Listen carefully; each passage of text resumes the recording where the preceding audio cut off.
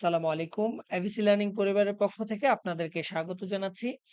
আজকে আপনাদের জন্য আইএলটিএস রিডিং এর দুর্দান্ত ২ টা নিয়ম নিয়ে হাজির হয়েছি। এই ২ টা নিয়ম যদি আপনারা ফলো করেন, তাহলে আইএলটিএস রিডিং আপনার জন্য একেবারে ডাল-ভাত হয়ে যাবে। তাহলে চলুন আর দেরি না করে আমরা এই ২ টা নিয়ম আজকে জানবো, আজকের এই ভিডিওতে। আমরা এখানে দেখতে পাচ্ছি যে yes, no and not given এখানে আমরা দেখছি যে এখানে আমরা ৩ টা বাক্য নিয়ে এসেছি। আর এগুলা নেওয়া হয়েছে ইট ইস টেকেন ফ্রম ক্যামব্রিজ বুক 18 অর্থাৎ এটা ক্যামব্রিজ বুক 18 থেকে নেওয়া হয়েছে। তাহলে আমরা এই ৩ টা বাক্য যদি একটু ভালো করে বুঝার চেষ্টা করি, তাহলে এই ৩ টা বাক্য দিয়েই আমি আপনাকে ২ টা নিয়ম এখানে জানানোর চেষ্টা করব। তাহলে আমরা দেখছি। Dweck has handled criticism of her work in an admirable way.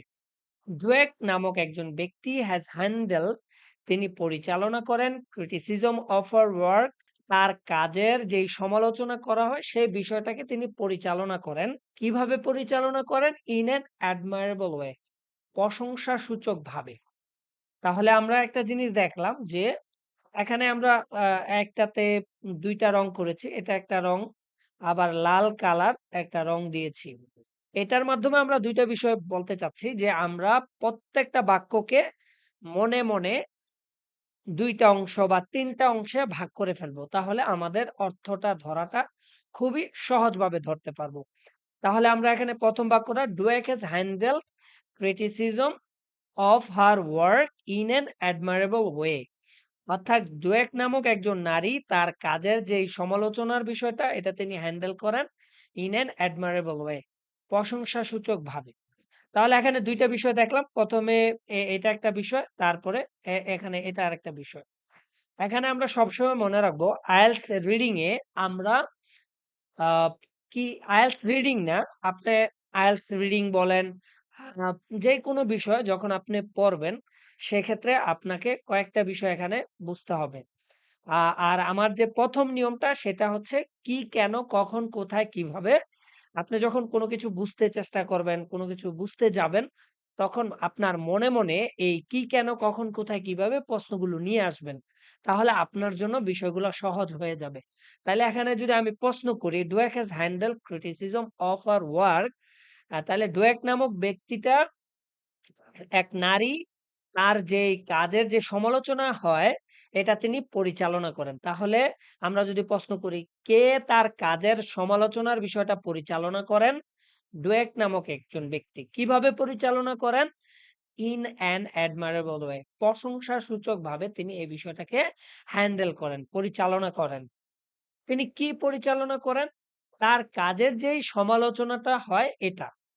তাহলে আমরা প্রশ্ন করার মাধ্যমে এখানে কয়েকটা বিষয় জানলাম যে কে করে, কিভাবে করে এবং কোন বিষয়টাকে নিয়ে এই সমালোচনার বিষয়টা হয়ে থাকে। তাহলে এই ১ম বিষয়টা আমাদের ক্লিয়ার হয়ে গেল।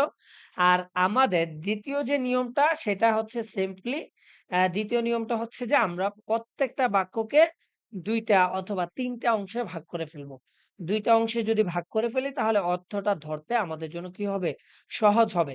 অর্থাৎ প্রশ্নের আলোকে আমরা প্রত্যেকটা বাক্যকে ২ টা, ৩ টা অথবা ৪ টা অংশে বিভক্ত করে ফেলবো। এটা কিন্তু মনে করতে হবে। আপনার মনে এই বিষয়টাকে চিন্তা করতে হবে। কিভাবে? কোথায় হচ্ছে? কে করতেছে? এই বিষয়গুলা যদি করেন, তাহলে আপনাদের জন্য বিষয়গুলা কি হয়ে যাবে? আইএলটিএস রিডিং, শুধু আইএলটিএস রিডিং না, আপনার ইংরেজি বুঝার ক্ষেত্রে এই বিষয়টা খুবই কার্যকরভাবে একটা ভূমিকা পালন করবে। আচ্ছা, এরপরের যে বাক্যটা আছে, students self perception is more effective driver of self confidence. এখানে আমরা দেখতে পাচ্ছি স্টুডেন্টস সেলফ পারসেপশন, শিক্ষার্থীদের আত্ম উপলব্ধিটা কি, শিক্ষার্থীদের আত্ম উপলব্ধি ইজ মোর ইফেক্টিভ ড্রাইভার, একটা খুবই কার্যকরী চালক হিসেবে কাজ করে কিসের জন্য? অফ সেলফ কনফিডেন্স, অর্থাৎ যেই আত্মবিশ্বাস, এই আত্মবিশ্বাসের যে একটা চালক হিসেবে কাজ করে সেটা হচ্ছে সেলফ পারসেপশন, আত্ম উপলব্ধি শিক্ষার্থীদের। এটা কিসের সাথে তুলনা করতেছে? দেন অ্যাকচুয়াল অ্যাচিভমেন্ট ইজ, অর্থাৎ প্রকৃতপক্ষে যে অর্জনটা হয় এই অর্জনের চাইতেও শিক্ষার্থীদের যে আত্ম উপলব্ধি এটা শিক্ষার্থীদের আত্ম যেই কনফিডেন্স মানে সেলফ কনফিডেন্স এর ক্ষেত্রে এটা খুব কার্যকর ড্রাইভার হিসেবে কাজ করে।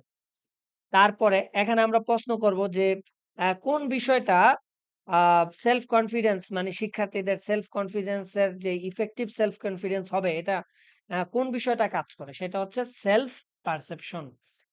এটা কার সাথে তুলনা করা হয়েছে? কার সাথে কোনটা বেটার? বলা হচ্ছে দেন অ্যাকচুয়াল অ্যাচিভমেন্ট ইস। এটা অ্যাকচুয়াল অ্যাচিভমেন্ট এর চাইতেও কি বেটার। তাহলে আমরা যদি এভাবে প্রশ্ন করি এবং প্রশ্নের অ্যান্সার যদি খুঁজতে যাই, তাহলে আমাদের জন্য বিষয়টা ক্লিয়ার হয়ে যায়। এখন বাক্যে এটা কি ইয়েস, নো না নট গিভেন এটা ধরাটা আমাদের জন্য সহজ হয়ে যাবে। কারণ আমরা এই বিষয়টা বুঝতে পেরেছি যে কোনটা কি, কাকে কোনটা কি প্রশ্ন করে আমরা বিষয়টা বুঝে ফেলেছি। এরপরে যেই আছে deliberate attempt to encourage student to strive for high achievement may have a negative effect. বলা হচ্ছে deliberate attempts চেষ্টা করাটা to encourage student শিক্ষার্থীদেরকে উৎসাহিত করার যে বিষয়টা প্রবণতাটা চেষ্টাটা কিসের জন্য to strive for high achievement অর্থাৎ তাদের উঁচু মানের যে অর্জন এই বিষয়টার চেষ্টা করাটা শিক্ষার্থীদেরকে উৎসাহিত দেওয়ার যে বিষয়টা এটা কি করতে পারে অনেক সময় may have a negative effect এটার বিরূপ প্রভাব হতে পারে বিরূপ প্রভাব ফেলতে পারে। তাহলে একটা বিষয় ক্লিয়ার হলো যে কোন বিষয়টা শিক্ষার্থীদের উপর বিরূপ প্রভাব ফেলতে পারে। অর্থাৎ তাদেরকে চেষ্টা করা যে তারা যেন টু স্ট্রাইভ প্রাণপণ চেষ্টা করে এই বিষয়টা অনেক সময় চেষ্টা করাটা কি নেগেটিভ ইফেক্ট পড়তে পারে। এখন এই বাক্যটা কি আ ইয়েস, নো না নট গিভেন। এটা আমরা কিভাবে বুঝতে পারবো? কারণ এইটার যে সারমর্মটা বা এটার যে বিষয়টা এটা কিন্তু আমার মনের মধ্যে গেঁথে গেছে ২ টা নিয়ম ফলো করার মাধ্যমে। একটা হচ্ছে কি আমি প্রত্যেকটা বাক্য যখন আমি পড়বো সেটা কে, কখন, কোথায়, কি, কেন, কখন, কোথায়, কিভাবে এটা প্রশ্ন করে আমরা এটা জানবো। আরেকটা বিষয় হচ্ছে বাক্যটাকে এই প্রশ্নগুলোর আলোকে ছোট করে ফেলবো। ২ টা অংশ বা ৩ টা অংশে ভাগ করে ফেলবো। তাহলে আমাদের IELTS এর রিডিং আমরা আমরা সহজেই বুঝতে পারবো। ধন্যবাদ আমাদের সাথে থাকার জন্য। সালামু আলাইকুম।